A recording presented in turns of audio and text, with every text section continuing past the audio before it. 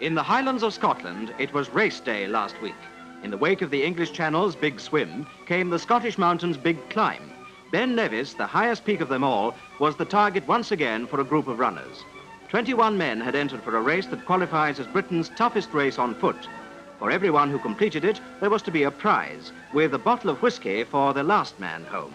And on the firing of the starter's gun, they set out to the top of Ben Nevis and back.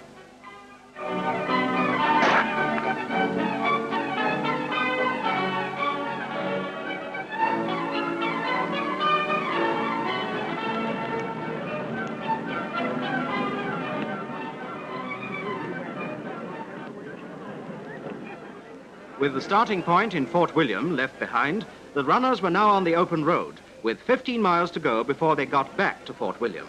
During that time, they faced a climb of more than 4,000 feet to the peak of Ben Nevis, the highest mountain in Britain. And Jock Petrie, at 48, the oldest among them, was doing as well as the youngsters as the gruelling climb began. From here on, there was no set route. It was anybody's choice, so long as it led to the top, somewhere above in the mist.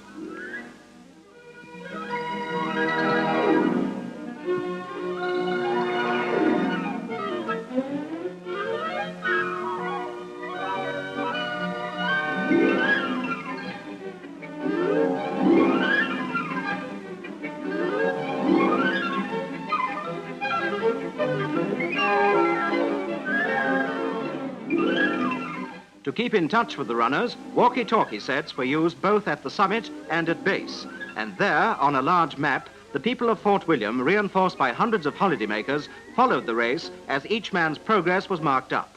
But never, even for a fleeting moment, did Ben Nevis emerge from the mist. And when the first man reached the summit and checked in with the marker, he had soared through the clouds to reach the top. And with it, the halfway mark of the race. There was no pause on the Ben, just a quick turn around, and then it was through the clouds again on the exhilarating but dangerous run downhill to Fort William, 4,000 tiring feet below.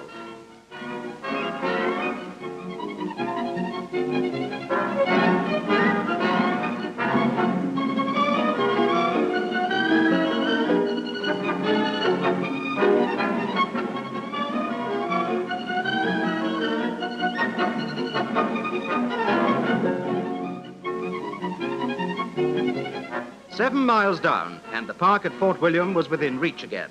And first man back at the starting point was Brian Kearney, a 21-year-old bricklayer. Following him home came 18-year-old Eddie Campbell. Both had completed the 15-mile course inside 2 hours, thereby breaking a 12-year-old record. And when Tom Kearney came in third, the Kearney family supremacy was complete.